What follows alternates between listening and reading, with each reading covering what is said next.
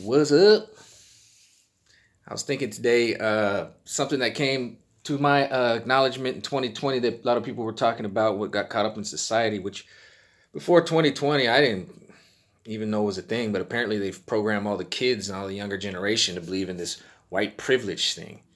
Like, whoa, white privilege, you're white, you're privileged. And I grew up born and raised in San Diego. I'm part Mexican, but I'm also part white. Most people would consider me white. Actually, growing up, my last name was Land, and I changed it eventually to my real last name Romero as I got older. But yeah, didn't have too much of that growing up. Never had too much of that at all. By the way, I'm still waiting on that white privilege check to come in the mail.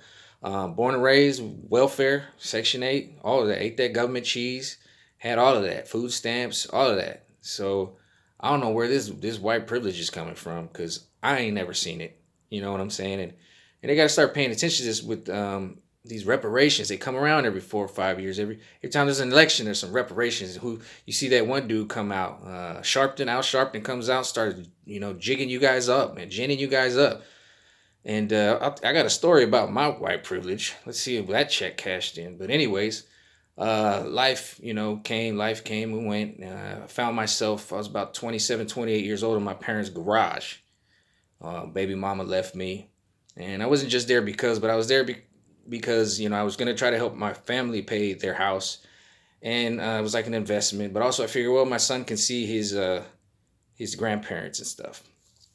So it was a reason I was there, but still the main reason was I had screwed up all my credit, and I just was tapped out. I couldn't afford an apartment. I had to fix everything. But then when that happened, it was not the worst thing because I also said, you know what? I had just quit my job. I cashed out my 401k. I said I'm gonna get into music. So I went did a little class, learned how to use Pro Tools, and the music started flowing, man. And I started coming up really creative stuff. So I had a whole little agenda to make a song for the Chargers, the San Diego Chargers football team. Get in there, and then I had an NFL song, and I had a whole album I was working on. And so, I was running around the stadium, kind of like becoming this little to get attention. To become, I had a little outfit, had a little Charger thing. I was wearing this little Elvis shirt and everything, big yellow shirt, and it was kind of working. So finally, I was getting attention, and then finally, I got to the Charger headquarters. I handed them the song. One of the ladies that worked there, I don't want to mention her name, but she worked in the marketing office. She heard it and liked it, got back to me, said, "Yo, we like it." So the only problem is the guy that needs to hear it, he's on vacation. He's gonna come back like on Tuesday or Wednesday. I said, "Okay, great." I got the phone call. I remember I came home from work. My dad's sitting on the couch. I'm like, "Yo, man," I told him, "Yeah, I got the thing." They called me. I just gotta wait till.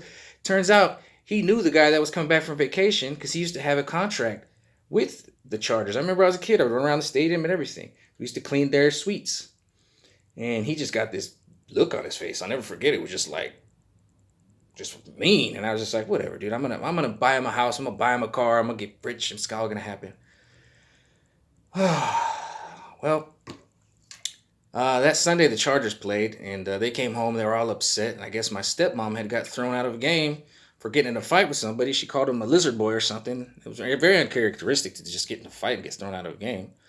But something just didn't sit well with my dad when that happened. So, and I remember he was mad. He was mad, and I remember I was like, "Well," I told him about coming back Wednesday, and he just looked at me. He got this look in his eye. He drove out. I was like, out of the house. He drove down there. I guess I didn't know what he was doing. He came back like steaming. He was like, "I went to the Charger office and I gave them a piece of my mind, and I screamed and I was yelling and I told them that you're my son and they're gonna play us all and they're gonna do it."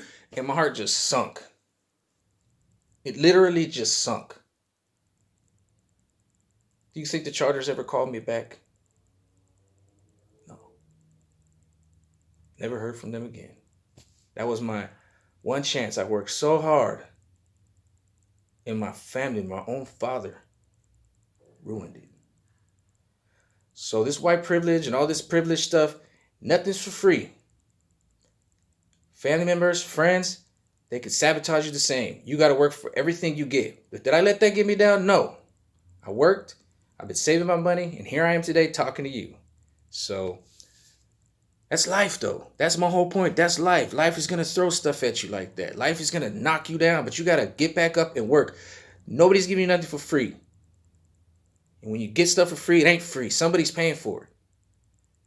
So All this white privilege, all this Black Lives Matter. Y'all need to grow up and drop the habit.